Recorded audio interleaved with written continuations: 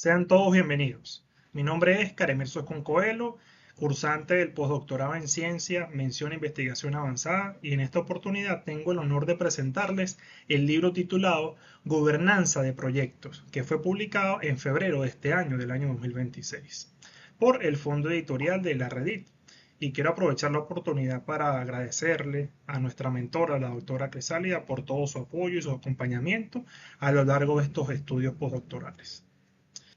Este libro es un trabajo colectivo en donde participaron Leslie B. Sucre, María Gabriela Gutiérrez y Carlos Coelho como coautores en diversos capítulos. La obra parte de una pregunta fundamental, ¿no?, que se vuelve cada vez más urgente de analizar y de considerar en nuestra ejecución diaria cuando estamos hablando de proyectos. ¿Cómo gestionar proyectos cuando la sostenibilidad ya no es un complemento, sino la condición misma de la operación? Por ello, acá en esta lámina se condensa básicamente cómo fue estructurado la información básica del libro y el contenido más destacado que podemos encontrar en esta obra, ¿no? A la izquierda está la ficha bibliográfica con los datos sobre los autores, el fondo editorial, la colección, el ISBN y la premisa central, ¿no? Los proyectos sostenibles son sistemas vivos que aprenden, se ajustan y deciden con evidencia en entornos transcomplejos. Y a mano derecha tenemos los tres capítulos que lo conforman. El capítulo 1, Gobernanza adaptativa y transcomplejidad en proyectos sostenibles. El capítulo 2, Gobernanza de saberes en proyectos transdisciplinarios. Y el capítulo 3, Gobernanza adaptativa con integración de las normas de sostenibilidad en el ciclo de vida del proyecto sostenible. En el primer capítulo se parte de una constatación fundamental. Los marcos tradicionales de dirección de proyectos como el PMBOK y el PRINCE2 fueron diseñados para contextos relativamente estables, predecibles, estáticos. Pero la sostenibilidad, el entorno actual en el que nos encontramos, no es predecible. Es un desafío sistémico, no lineal y emergente. Siguiendo a Ackerman y Evans, la gobernanza adaptativa se propone como un marco de acción colectiva flexible, capaz de aprender en contextos altamente volátiles, aquellos caracterizados por incertidumbre, por complejidad y cierta ambigüedad. Por otro lado, la European Environment Agency identifica 6 principios centrales: la experimentación, pensamiento sistémico, participación inclusiva, precaución ante riesgos, anticipación proactiva y responsabilidad ética. Estos no son principios abstractos. En la práctica del proyecto, esto se traduce en pilotos a pequeña escala con ciclos de retroalimentación y rendición de cuentas transparente. La transcomplejidad, en la concepción de Villegas y Silva, integra saberes científicos, locales y éticos para actuar donde fallan las soluciones lineales.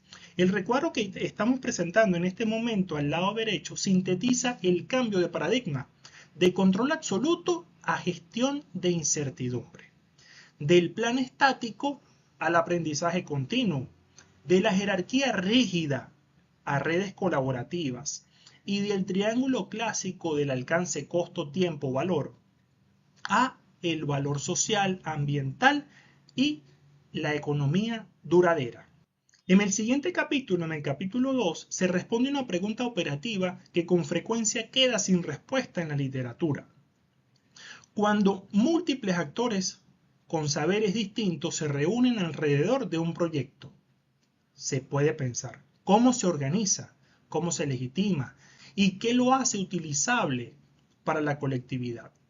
La gobernanza de saberes es ese conjunto de acuerdos, reglas y capacidades que permiten la coproducción de conocimiento en condiciones de pluralidad, de incertidumbre, de tensiones políticas. Siguiendo autores como Carvajal y Pérez, la coproducción no significa añadir una capa participativa al final del proyecto que ya ha sido diseñado. Por el contrario, esto implica integrar desde el inicio a quienes viven el problema y poseen saberes situados. Un elemento central es la justicia epistémica, reconocer efectivamente el valor de los saberes locales, comunitarios y las experiencias de sus participantes. Esto no puede volverse nominal. Esto requiere una transformación, una legitimación de todas esas decisiones sobre el desarrollo del proyecto. A la derecha de esta lámina se puede observar una tabla en donde se menciona la dimensión, el mecanismo y el criterio, ¿no? Aquí hay 5 dimensiones, están los roles, las responsabilidades, cómo debe ser la comunicación, la traducción, la gestión del cambio, la gestión de riesgos y las capacidades del equipo, para que precisamente se vaya articulando esa matiz de oportunidades, esa matiz de cambios dentro de la gestión efectiva en la gobernanza de un proyecto. Ahora bien, en el tercer capítulo se aborda lo que es la transformación más desafiante en la gestión de proyectos y la gobernanza de los proyectos, ¿no? Que es la migración de la sostenibilidad desde el plano moral al núcleo de la arquitectura financiera y regulatoria global. Ammonia lo describe con precisión. La sostenibilidad ha dejado de ser una preocupación periférica basada en principios éticos y filantrópicos para convertirse en el eje central de la decisión estratégica y financiera. La Fundación Internacional que emite las normas de sostenibilidad, S1 y S2, han incorporado, han mencionado, han establecido un conjunto de normativas, regulaciones y recomiendan métricas que van a permitir identificar, cuantificar cómo ha sido el desempeño en materia de sostenibilidad en cualquier ámbito, no solamente desde el punto de vista económico o financiero, sino también desde el punto de vista de la gestión del proyecto globalmente, ¿no? ¿Qué significa esto? Que ya no es posible ignorar las interdependencias sistémicas, ni tratar los impactos ambientales, sociales y de gobernanza como externalidades secundarias. Ya forman parte y deben formar parte intrínseca del proceso, desde que se planifica hasta que se ejecuta y se retroalimenta. A la derecha de esta lámina se puede ver esta integración a lo largo del ciclo de vida del proyecto, ¿no? En la fase de inicio se hace básicamente lo que es el análisis de la materialidad, la alineación del gasto de capital con las taxonomías sostenibles y el ajuste del diseño temprano.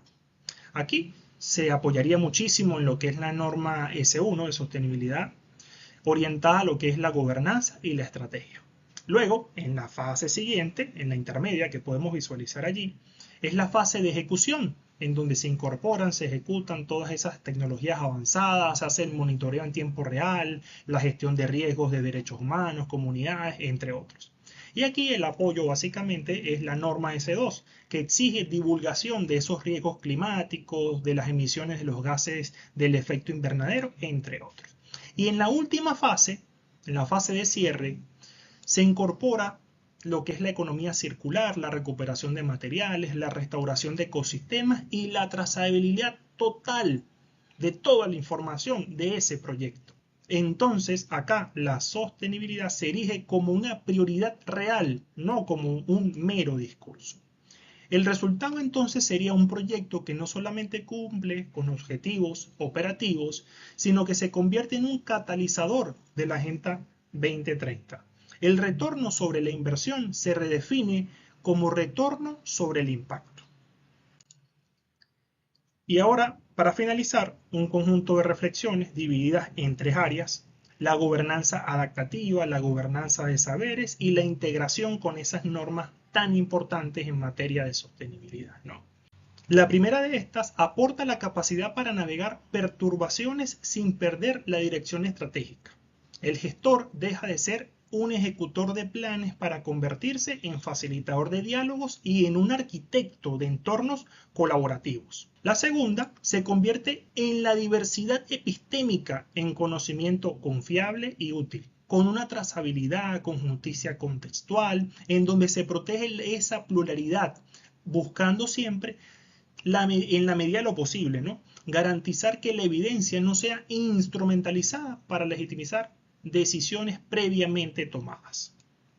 Y por último, esa integración de la que conversábamos desde el inicio, lo que hace es que sea legible la sostenibilidad para la sociedad, para el regulador, para los inversores, con métricas auditables, con esa trazabilidad de la que hablamos hace un instante. Por lo tanto, es imperativo que ya no sea simplemente el hecho de reportar al final, sino que se transmita en todas las fases del proyecto la información necesaria para que todos los interesados tomen las decisiones adecuadas. Porque siempre es mejor tomar decisiones a tiempo. Gestionar proyectos sostenibles implica entonces pasar del control absoluto a la gestión de la incertidumbre, aprender, ajustar y decidir con evidencia. Con esta frase me despido, finalizo esta intervención y bueno, quedo atento a las preguntas, a las dudas, a los comentarios que tengan a su bien realizar. Y bueno, muchísimas gracias por la oportunidad y espero que les guste muchísimo el libro. Los invito a descargarlos. Está disponible en Dialnet, en Zenodo y en Calamar. Muchísimas gracias. Hasta luego.